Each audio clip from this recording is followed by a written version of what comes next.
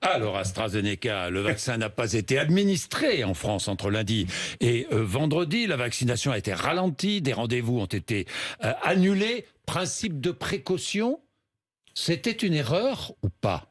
D'autres pays n'ont pas stoppé la vaccination avec AstraZeneca. Et d'autres continuent à la stopper. Donc on a toutes sortes de situations. Moi j'appelle ça plutôt analyse de risque. Oui. Il a fallu pendant quelques jours se poser et discuter. Je pense qu'il faut exposer en quelques instants. C'est le fait qu'il a été observé chez des personnes relativement jeunes. Relativement jeunes, c'est entre 25 et 55 ans. Oui. Quelques cas très rares, mais enfin d'une complication inhabituelle, enfin, d'une maladie inhabituelle, qui est la survenue de caillots dans les veines, notamment au niveau de la circulation cérébrale associée à des anomalies de la coagulation, avec un manque de plaquettes, enfin des anomalies très précises, et d'ailleurs, on le sait aujourd'hui, associées à certains types d'auto-anticorps.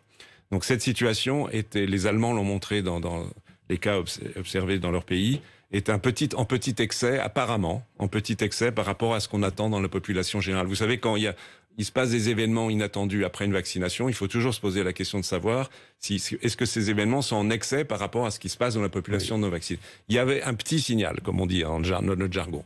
Ce petit signal, il fallait l'analyser, calculer le risque, et calculer le risque par rapport au risque de la maladie. Et la réponse à cette question amène à l'attitude qui a été préconisée et qui est en place depuis vendredi, qui me paraît tout à fait juste, c'est que il y a un petit risque chez les moins de 55 ans, donc on utilise le Pfizer. Au-delà de 55 ans, ce risque, on le voit pas. On utilise le vaccin AstraZeneca, ce qui permet de vacciner pleinement, ne en rien retarder la campagne de vaccination. Oui. Et éviter un risque faible. Ouais, enfin, sauf qu'à l'origine, il avait été réservé, ce vaccin, aux moins de 55 ans. Hein, ce vaccin AstraZeneca. Oui, c'est facile à dire. Mais oui. Changer la donne. Écoutez, je peux réagir sur ce point précis. Attendez, mais j'ai quand même juste une question sur ce que vous avez dit auparavant. Vous parlez de cas. Très peu de cas, c'est vrai. Très peu de cas. Des femmes, essentiellement. Surtout des femmes. Ouais. Surtout des femmes. Est-ce qu'il y a un rapport avec la pilule? On n'a pas l'information aujourd'hui. On n'a pas l'information. On a tout ça date d'il y a 8 jours. Alors ça rejoint vos deux remarques.